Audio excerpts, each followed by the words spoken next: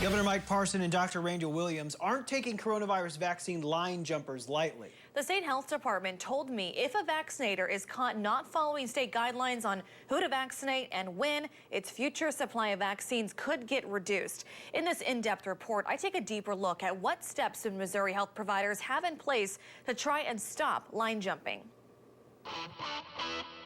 I understand everybody wants a vaccine, and people want to jump the line. Not only are people jumping the line, but Dr. Randall Williams says there are health care providers in Missouri not following the vaccine tiers. We are going to prioritize our most vulnerable, and that any deviation from that, as the governor said, will be met with consequences. Vaccine line jumpers is an issue that is popping up across the U.S.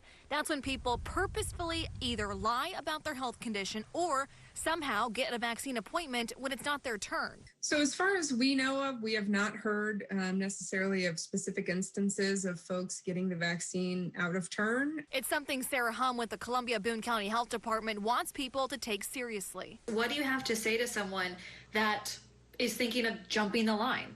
You know, thinking about if that's their grandparent or if that's their parent who maybe is not getting a spot in getting a vaccine because someone's not being honest. Right now, the Columbia-Boone County Health Department asks for people's jobs and positions to see if they are a healthcare worker or a first responder.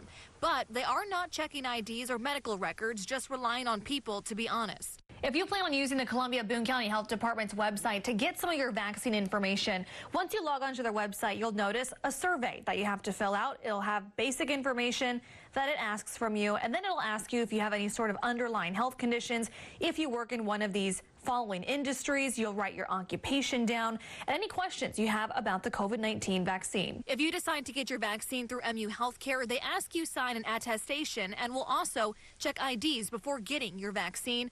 At the Cole County Health Department, a similar policy. You have to sign an attestation and it will check IDs. At some point, we do have to take people at their word and trust them that they are telling us the right thing. Dr. Lenora Adams with SSM Health St. Mary's said in the grand scheme, a hospital's main focus is to vaccinate as many people as possible. In the instance of a mass vaccination event, which is a monumental task that it's impossible to micromanage at a very detailed level. I'm told the only people who would have access to your medical records to verify your tier would be your primary care doctor. If you do suspect people are line jumping or a healthcare provider isn't following the state's guidelines, you can contact the email on your screen to report your claim.